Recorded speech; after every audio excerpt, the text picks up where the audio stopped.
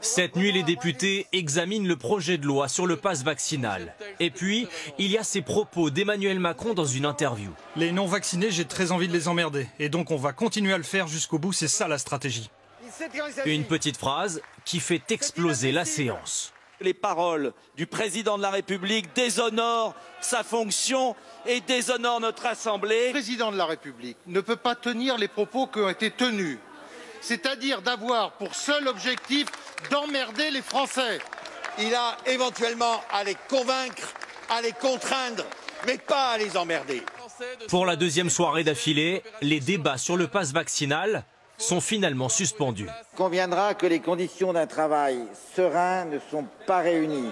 Je vous informe que la séance s'est levée, que la prochaine séance interviendra demain à 15 h. Pourtant, il y a quelques semaines, le président avait fait la promesse de ne plus parler comme ça des Français.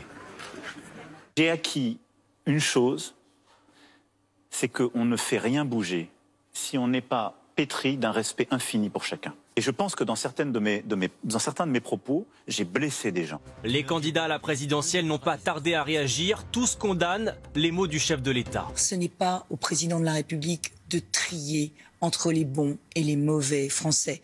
Il faut les accepter tels qu'ils sont. Ces déclarations d'une vulgarité et d'une violence absolument inouïe, inédite de la part d'un président de la République. C'est-à-dire qu'il fait de la vaccination un référendum pour ou contre Macron. Et ça montre une fois de plus son mépris pour les Françaises et les Français. Le président maîtrise-t-il ce qu'il dit? Consternant.